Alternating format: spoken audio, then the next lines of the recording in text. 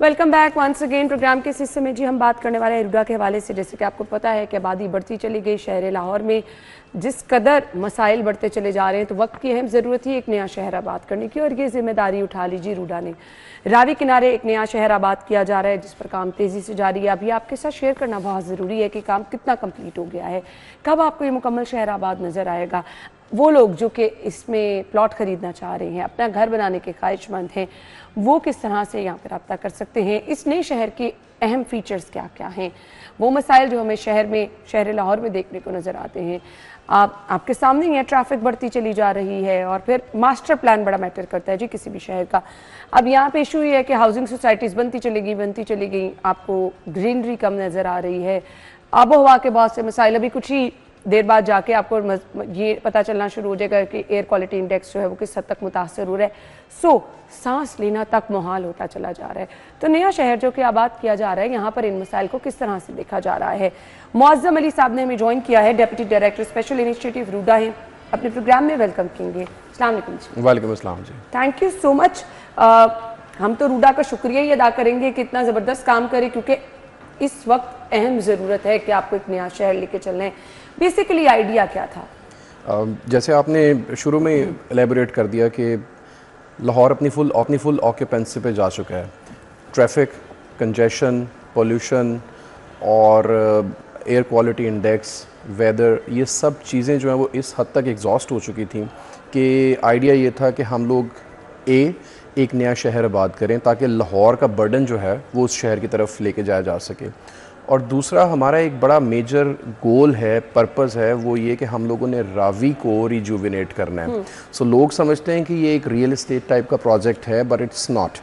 Basically ये एक environmental project भी है and at the same time हम लोगों ने नया सिटी आबाद करना है।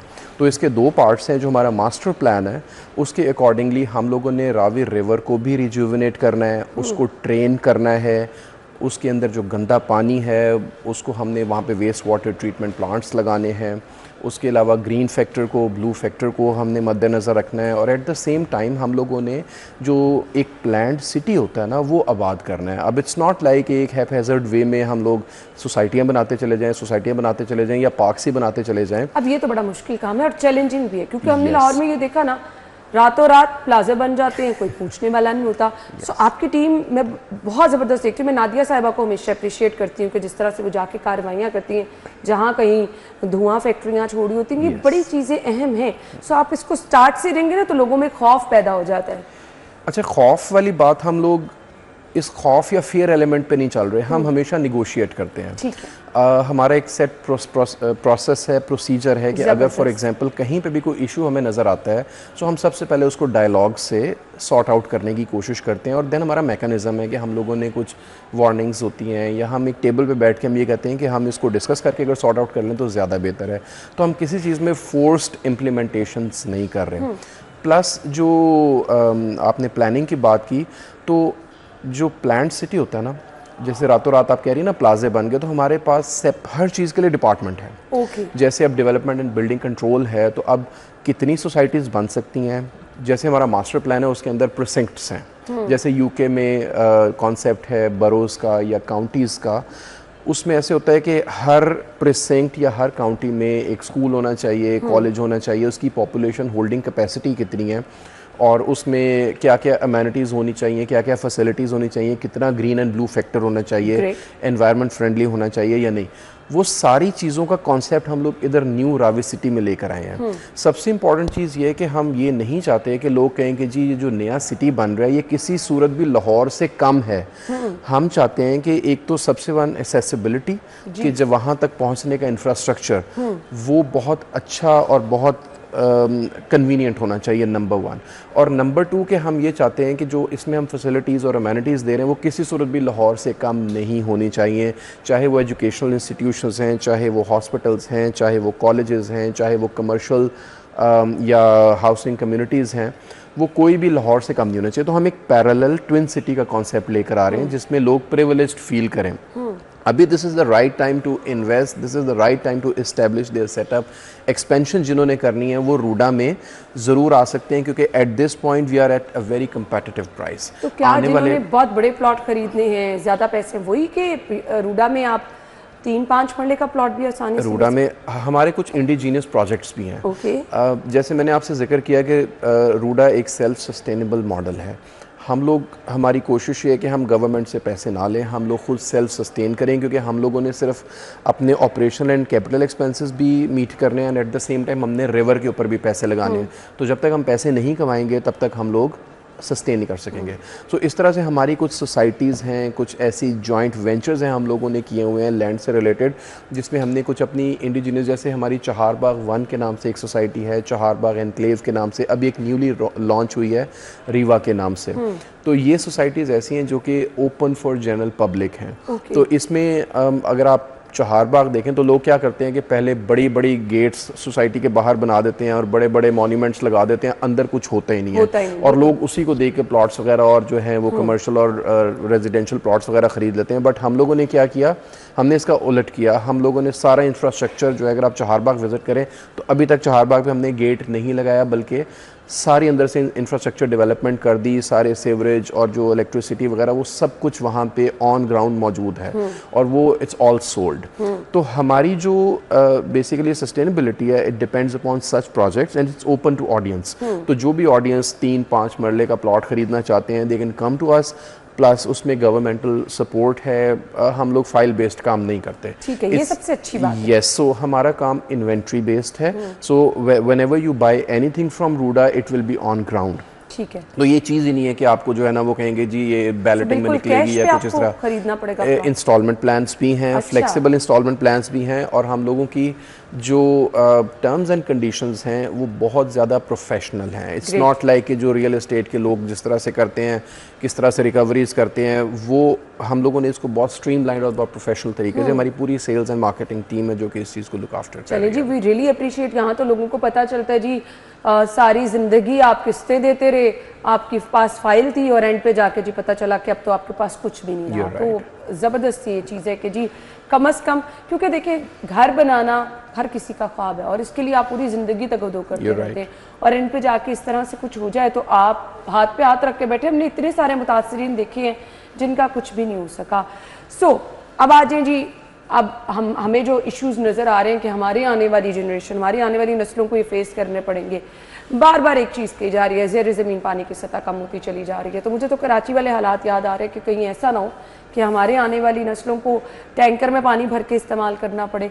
तो नए शहर में इन चीज़ों को कैसे देखा जा रहा है?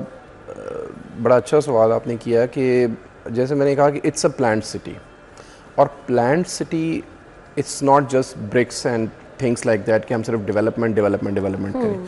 जब तक इसमें ब्लू एंड ग्रीन इंफ्रास्ट्रक्चर के लिए प्रोविजंस फ्रॉम डे 1 नहीं रखी जाती, तो अगेन वो फिर एक रैंडम ग्रोथ के ऊपर जो है वो चला जाता है, स्पॉन्टेनियसली ग्रो करना शुरू करता है। सो जो हमारे रेलेवेंट एनवायरनमेंट का डिपार्टमेंट है, हाइड्रोलॉजी का डिपार्टमेंट है, ये सब लोग, एक हमारा फेस है जो लोग देखते हैं, एक वो चीज़ें जो बैक एंड के ऊपर चल रही होती हैं जो लोग देख शायद नहीं पाते।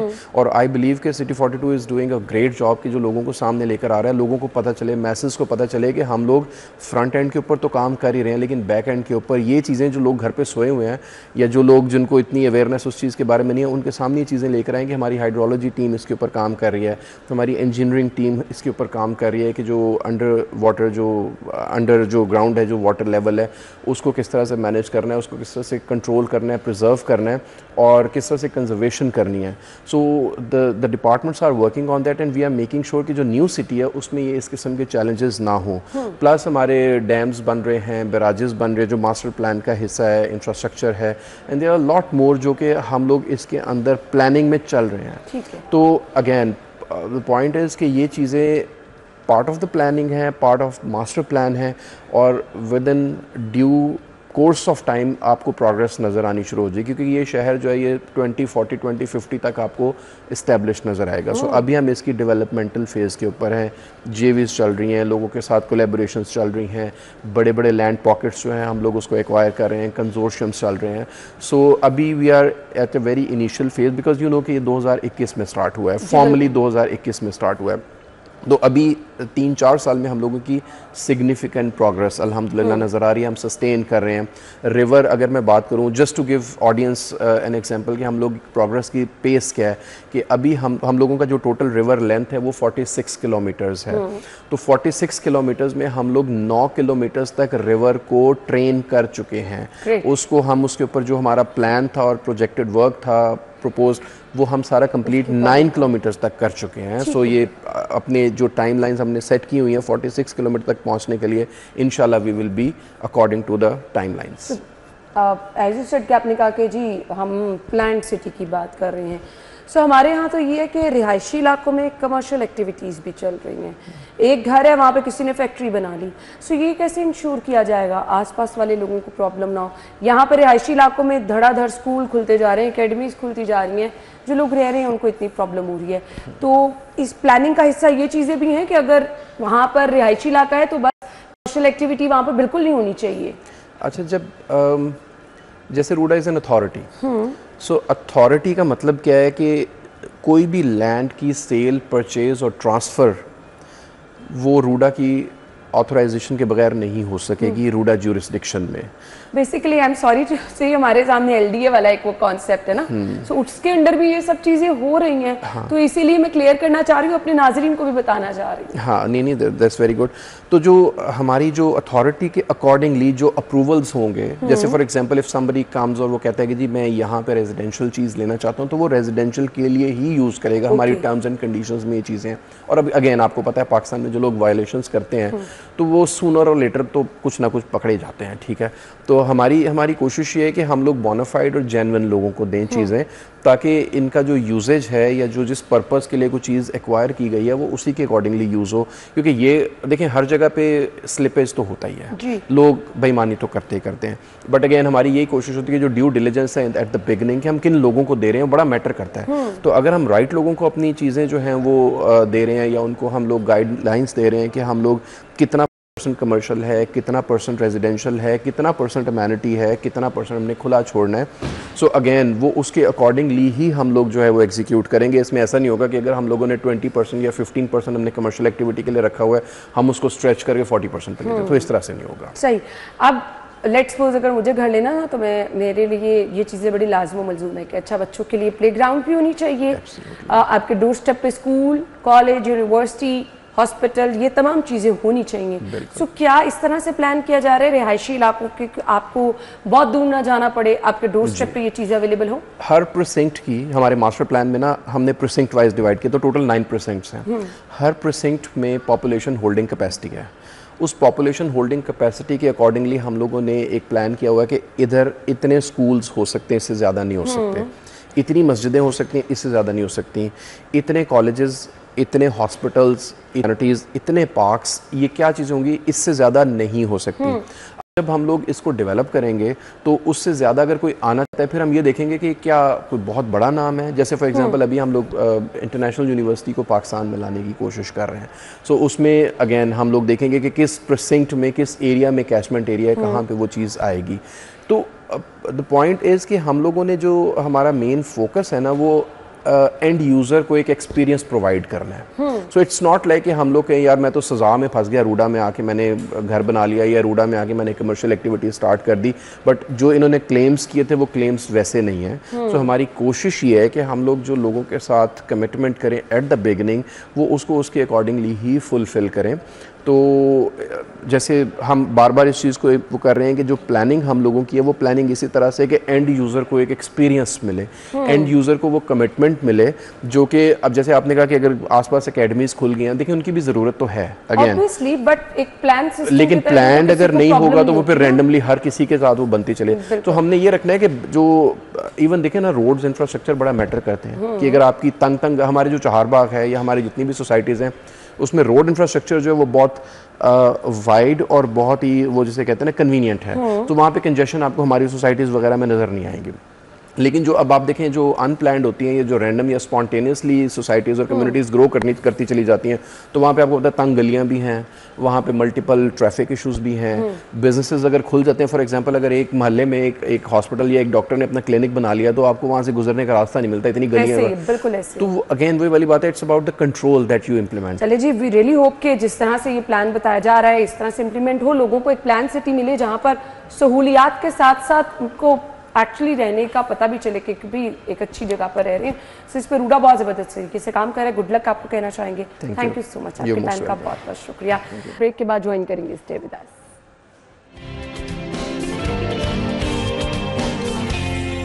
Welcome back once again. और मेरे ख्याल से बहुत सारे लोगों का ये मसला है, क्योंकि बहुत सारे लोगों ने हमसे मसला शेयर किया, तो हम इस पर शो करने जा रहे हैं जी। आज मैदे में दर्द होती है, जलन होती है, मेडिसिन खा खा के अगर आप थक चुके हैं तो आप करना क्या है? आप चाहते हैं कि जी कोई आपके साथ ऐसा तरीका शेयर किया जाए जो कि कुदरती तरीका हो, जो कि आप घर में बैठ के आसानी से खुद बना सके, दवाइयों से आपकी जान छूट जाए। अब ये जी आप लोगों की मैं ख़ास तौर पर थैंक यू कहना चाहूँगी, आप लोगों की वजह से मेरा मसला भी हल हो जाएगा, क्योंकि मैं चाय बहुत ज़्यादा पीती हूँ। खाने से पहले भी अक्सर पी ली, खाने के बाद भी पी ली, दफ्तर में भी बैठे बैठे ऐसे चाय पीती गई। तो ये होता है कि जी अक्सर खाना खाने का दिल नहीं कर रहा होता, आपको भूख नहीं लग रही होती है, अगर आप खाना खा लें तो आपका दिल ख़राब हो रहा होता है, ऐसे में इशू आता है आपके स्टमक का। तो शायद बहुत सारे लोगों का ये इशू हो। हकीम अताउर रहमान साहब ने हमें ज्वाइन किया। अस्सलाम वालेकुम हकीम साहब। वालेकुम सलाम रहमतुल्लाह जी। ठीक ठाक है आप? अल्हम्दुलिल्लाह जी, अल्लाह का हकीम साहब, बहुत सारे लोगों का मसला चल रहा है मैदे खराब का, और अरसा दराज से चल रहा है, दवाइयाँ खाते चले जा रहे हैं, बट वो जो कहते हैं ना एक परमानेंट सोल्यूशन निकल आना, वो नहीं होता। दवाई खाई तो मैदे का थोड़ा सा फर्क पड़ गया, खाना खाया मुसलसल दर्द होना शुरू हो गई है, एकदम से कुछ स्पाइसी नहीं भी खाया तो खाने के बाद आपको ना ऐसे होता है जैसे दिल खराब हो रहा है। अब मेरे जैसे लोग जो चाय ज़्यादा पीते रहते हैं उनके साथ भी मसला चलता है। सो मैदे का रोल क्या होता है और आपने इसको बचा के सबसे पहले कैसे रखना है? जी बिस्मिल्लाहिर्रहमानिर्रहीम। देखें, मैदा जिसमें इंसानी का हौज है और जितनी भी बॉडी की रगें हैं इस हौज से वाबस्ता हैं। अगर आपका मैदा दुरुस्त तो पूरे वजूद के तमाम ऑर्गन बतरीका एहसन जो है ना वर्क करेंगे, और अगर मैदा बीमार हो गया तो समझे बालों से लेकर नाखून तक आप बीमार हो गए। अच्छा। तो अल्लाह पाक ने मैदा पहली ऐसी चीज़ बनाई है जो हमारे लिए तमाम बॉडी को बैलेंस करने के लिए, तमाम बॉडी में खुराक पहुँचाने का जो पहला जरिया है वो मैदा है, जहाँ खाना हजम होकर आगे एक प्रोसेस है। अच्छा, मैदे के अंदर क्या मामला है? मैदा बहुत अरसे से हम लोग ढूंढ रहे थे कि इसकी मेन वजह, सबसे मेन वजह जो अब जदीद मेडिकल साइंस में रिसर्च से साबित हो गई है कि जी एच पायलोरी, हेलिकोबैक्टर पायलोरी एक ऐसा बैक्टीरिया है जो मैदे के म्यूकोजा को कमज़ोर कर देता है। अच्छा। वहाँ कट्स पैदा कर देता है, वहाँ दरारें पैदा कर देता है, जिसकी वजह से मैदे में अल्सर होता है। अच्छा। और उसी वजह से IBS भी होता है, इरिटेट बाउल सिंड्रोम, आंतों की बीमारी। दूसरे नंबर पे बड़ी वजह मैदे की है जो एस्प्रिन से रेलिवेंट दवाइयाँ खाते हैं खून पतला करने वाली। अब लोगों को नहीं पता, वो अपनी एक तरफ तो हेल्थ चाह रहे हैं कि हमारा कोलेस्ट्रॉल ठीक रहेगा, हम हार्ट के हवाले से सिक्योर रहेंगे, लेकिन एस्प्रिन, डिस्प्रिन जो ऐसी दवाइयाँ जो खून को पतला करती हैं वो हमारे जो मैदे के म्यूकोजा होता है उसकी जो लेयर होती है उसको भी पतला करते चले जाते हैं। यानी ये भी लोगों को बताना जरूरी है कि जी आप हर रोज पेन किलर्स खा रहे हैं तो उसके साथ आपको एंटासिड लेनी है, चाहे हर्बल में लें, चाहे एलोपैथिक में लें, चाहे होम्योपैथिक में लें, आपको मैदे की दवाई लेनी है। और तीसरी बड़ी वजह सुर्ख मिर्च का कसरत से इस्तेमाल। हमारे पाकिस्तान में और बिलखसूस पंजाब में, सिंध में भी है, पर पंजाब में भी स्पाइसी चीज़ों का बहुत ज़्यादा ट्रेंड हो गया। हर खाने में बच्चे आप देखें दही बल्ले खा रहे हैं तो उसके ऊपर चाट मसाला, इवन समोसे पकौड़े घर में बने हैं उस पर चाट मसाला। खाना की सब्जी, काली मिर्च आप खाने आप घरों में सब्जी जो बन रही है बच्चे उस पर जनाब वो चाट मसाला छिड़क रहे कि जायका और बेहतर होगा।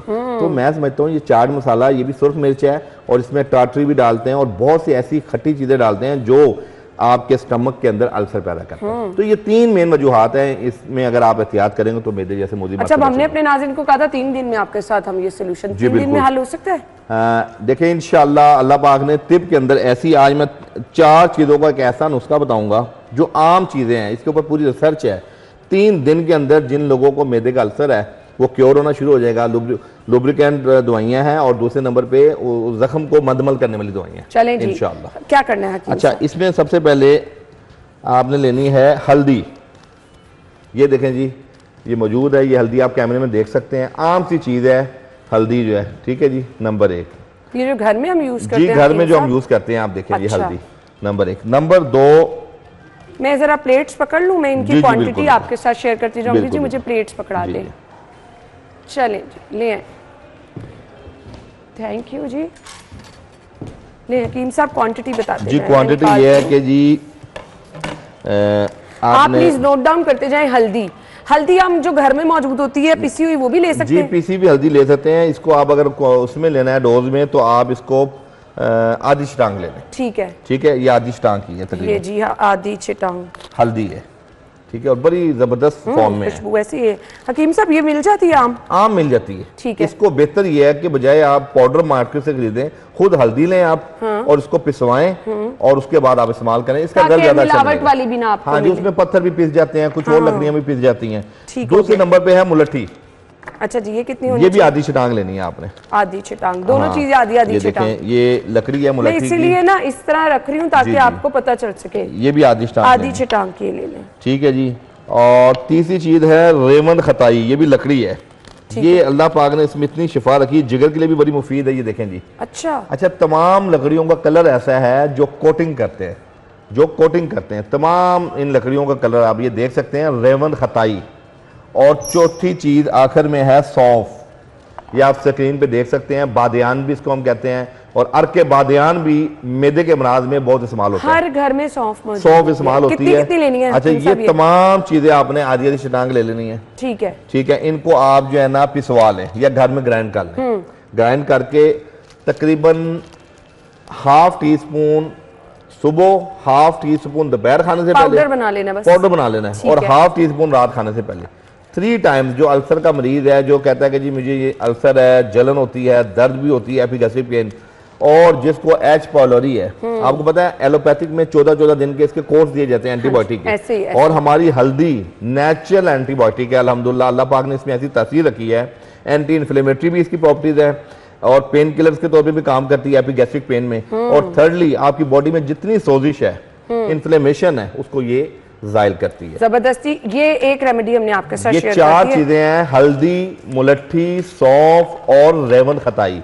अल्हम्दुलिल्लाह इन चारों को हम वजन लेके आप पिसवा लें 3 टाइम्स बिफोर मील, तीनों टाइम खाना खाने से पहले आप आधा चम्मच हाफ ऑफ टी स्पून इसका लें, पानी के साथ। आप पानी से ले लें या चोरका से ले लें। अच्छा जी, चोरका 4 अर्क जो होते जी, अर्के चहार, ठीक उनसे आप ले लें। तो ये माशाल्लाह आप देखेंगे कि 3 दिन के अंदर जो बंदा मैदे के अमराज में मुब्तला है, तीसरे दिन वो अपनी बॉडी के अंदर सुकून महसूस ठीक हो करेगा। गया। हकीम साहब हम यही से गुफ्तगू का जी, सिलसिला आगे बढ़ाएंगे। ब्रेक के बाद आपको एक बार फिर से ज्वाइन करेंगे, हमारे साथ रहिए।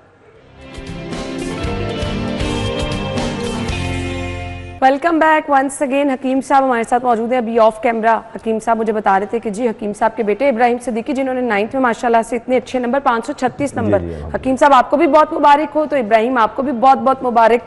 Good luck further. माशाल्लाह से इतने लाइक स्टूडेंट हैं तो पेरेंट्स तो वैसे बड़ा प्राउड फील करते हैं, तो आपको बहुत बहुत मुबारक हो जी।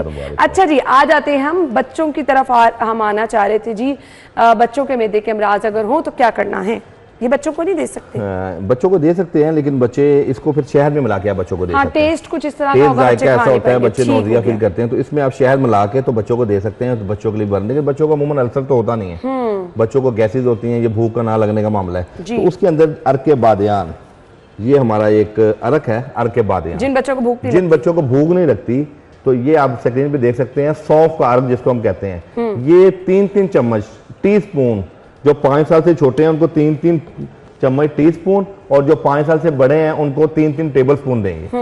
और जिन लोगों को भूख नहीं लग रही, माशाल्लाह इससे भूख भी ठीक होगी, गैस भी नहीं होगी, और बच्चे डायरेक्ट दे दें। जी जी, बड़ा अच्छा जायका है, सौंफ की तरह जायका, सौंफ का रखा है। 5 साल से छोटों को 3-3 चम्मच सुबह शाम, और 5 साल से जो बड़े हैं उनको 3-3 चम्मच बड़े। ठीक हो गया। ठीक है। और दूसरी चीज कहवा एक है, मैं आपको बता दूं, पुदीना, खुशक पुदीना है, बरगे पुदीना देख सकते हैं आप स्क्रीन पे। पुदीना के पत्ते हैं खुश्क किए हुए, फ्रेश पुदीना भी ले फ्रेश पुदीना भी ले सकते हैं। 5-7 पत्ते, वो 1.5 कप पानी ले लें, उसमें 5-7 जो है ना ये इसके डाल लें पत्ते जो है ना पुदीना के, और जीरा सफेद 1/4 चम्मच, 1/4 ऑफ टी स्पून जीरा सफेद ये डाल लें। तीसरी चीज है तबाशीर, जिन बच्चों के मुंह में छाले निकलते हैं, तदाबियत होती है, ये तबाशीर आप देख सकते हैं। ठीक है, इसका नाम नहीं मैंने पहले कभी सुना। ये जी स्टोमाटाइटिस के लिए, फंगस इन्फेक्शन के लिए, तिब के अंदर, और ठंडी है तसीरन तबाशीर, मुंह के छालों के लिए बड़ी बेहतरीन चीज है। अगर बच्चों के मुंह में छाले निकल रहे हैं, जी जी, इसकी ये देखें, आप इसको देख सकते हैं। अच्छा, बहुत ही जबरदस्त चीज है, गूंद की तरह होती है। ये तबाशीर भी आपने जो है ना 2-3 इसके छोटे पीसेस उसमें डाल लेने कहवे में। और तीसरी चीज है सुंड, सूखा अदरक, ये चने के बराबर। अच्छा, अदरक है उसको खुशक किया होता है, तो इसको हम जंजीबील भी कहते हैं, सुंड भी कहते हैं। ये बिल्कुल चने के बराबर डालने उसमें। और एक अदद इलायची डालना है, छोटी इलायची, ये आप देख सकते हैं स्क्रीन पे।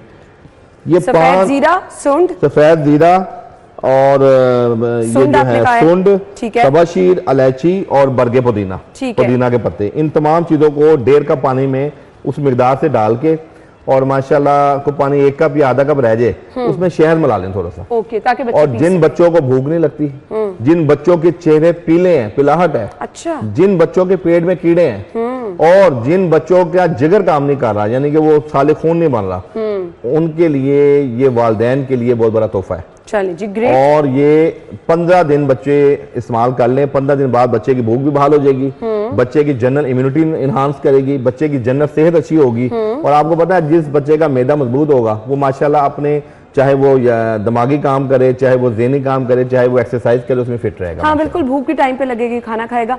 अच्छा जी, वो लोग जिनको हम हकीम साहब खाना हजम नहीं होता, उनको क्या करना है बड़ों में खास तौर पे? जी, उसमें खाने के बाद अजवाइन, ठीक है, अभी हमारे पास मौजूद नहीं है, चुटकी अजवाइन खाने के 10-15 मिनट बाद वो मुंह में रख के पानी पी लें, अल्हम्दुलिल्लाह खाना उनका हजम होगा। दूसरे नंबर पे मीठा सोडा, ठीक है, मीठा सोडा भी अगर वो एक चुटकी लेके मुंह में रख के इस्तेमाल कर लेंगे, मैदे के लिए भी मुफीद है और खाना हजम भी करता है। और तीसरी चीज उनके लिए जो है ना वो है अजवाइन का रख भी, ठीक है, अगर अजवाइन नहीं ले सकते तो 1-2 चम्मच अजवाइन का रख पी लें। जिन लोगों को समझते हैं ब्लोटिंग है, गैस है, खाना हजम नहीं हो रहा, और समटाइम ऐसे होता है ना, लोग शिकायत करते हैं खाना खा के अगर लेटे तो खाना ऐसे लग रहा है ऊपर आ रहा है। जी जी, तो वो बेसिकली देखें गैस्ट्राइटिस में भी होता है ऐसा, और एसिड रिफ्लेक्स होता है। बाद औक़ात आपके मैदे का ढक्कन पूरी तरह बंद नहीं होता। जो लोग जल्दी में तेजी में खाना खाते हैं और चबा चबा के खाना नहीं खाते, तो उन लोगों में ये अमूमन मर्ज होता है, इनडाइजेशन के इश्यूज होते हैं। और दूसरी वजह लीवर फैटी हो, ग्रेड 2 लीवर फैटी हो, तो उसमें भी इनडाइजेशन के इश्यूज होते हैं। तो वो जीरा सफेद का पानी हमने पहले भी प्रोग्राम में बताया कि रात को 1 चम्मच आधे गिलास पानी में भिगो दें, सुबह सिर्फ उसका पानी पीना शुरू कर दें। जिन लोगों का हाजमा खराब है, जिनका मेटाबॉलिज्म खराब है, या जिनका वो जो ऊपर को आना है, जिसको हम डिस्पेप्सिया भी कहते हैं, या जिसको हम कहते हैं एसिड रिफ्लेक्स, उसके अंदर अल्हम्दुलिल्लाह जीरा सफेद अल्लाह पाक ने ऐसी तासीरकुन चीज बनाई है कि घरों की रेसिपी से आप वो मामले को हल कर सकते हैं। सही हो गया। इसके अलावा जी ये जो पुदीने का कहवा आपने बताया है, खाने के बाद बड़े भी ले सकते हैं? जी जी, बड़े भी लें, बच्चे भी लें, बूढ़े भी लें। और आप यकीन कीजिए चाय को ये कंपनसेट करेगा, चाय के बल्कि कुछ नुकसानात हैं कई केसेस में, खाने के फौरी बाद जो लोग चाय पीते हैं, लेकिन ये कहवा खाने के फौरी बाद पी लें, आधे घंटे बाद पी लें, खाना भी हजम होगा, आपको चाको चबंद भी करेगा। और तीसरी बड़ी खूबी यह कि आपकी पूरी बॉडी को स्टिमुलेट करता है। हम वॉक करके एक्सरसाइज करके बॉडी को स्टिमुलेट करते हैं, तो कहवे जो है ना आपके ब्लड को सर्कुलेट करते हैं और हार्ट की जो ब्लड सर्कुलेशन उसको बेहतर करते हैं। ठीक हो गया। अच्छा जी, आप इन कहवा जात का तो इस्तेमाल कर सकते हैं। और ये जो हकीम साहब ने ये रेसिपी हमारे साथ शेयर की थी, अच्छा इसको बता दें कि आपने खाने से पहले 3 दफा लेने, और अगर आपने बच्चों में ये देने तो जी बच्चों में आपने शहद के इस्तेमाल के साथ देना है। सो साइड इफेक्ट तो कोई नहीं होगा बच्चों नहीं नहीं, ये देखें जो भी मैंने चीजें बताई हैं इसको आप नेचुरल है, सब नेचुरल चीजें हैं, इसका कोई माबाद असरात नहीं है। हल्दी आपके पास, ये तमाम चीजें घरों में मौजूद भी होती हैं। सो इसका आप इस्तेमाल करते हुए 4 अर्क हमने जिक्र किया था, 4 का, तो वो बच्चों को भी हम देते हैं, वो पेट ठीक करते हैं। बेसिकली 3-4 किस्म की चीजें उसमें होती है। इसमें सौंफ भी होती है, सोए भी होते हैं, और उसमें ये अजवाइन भी होती है, और पुदीना भी होता है। ठीक हो गया। ये 4 अर्क का एक कॉम्बिनेशन बनाया हुआ जो गैसेस के लिए, छोटे बच्चे शीर खा जिनको गैस हो जाती है, बाद दूध उनका चेंज होता है, डब्बे वाला दूध पीने से गैसेस होती हैं, ड्राई मिल्क पीने से गैसेस होती हैं, तो उनको हम मुसलसल कहते हैं कि वालदा भी इस्तेमाल करें, क्योंकि औलाद दर हकीकत वालिदैन का अक्स होती है, और उस बच्चे को भी थोड़ी थोड़ी क्वांटिटी में दें, तो बच्चे को माशाल्लाह बहुत ज्यादा दवाइयां देने की जरूरत है। चलें जी, वी होप कि अब आपके मैदे का मसला हल हो जाएगा, और जो मैदे के मरीज हैं वो दवाइयां बिल्कुल रोक दें, हकीम साहब का ये नुस्खा इस्तेमाल करें, और हमें फीडबैक जरूर दें। थैंक यू सो मच जी, आपके टाइम का बहुत बहुत शुक्रिया। हमने जाना है जी अभी एक ब्रेक की तरफ, और ब्रेक के बाद आपको एक बार फिर से ज्वाइन करेंगे, आप हमारे साथ रहिएगा।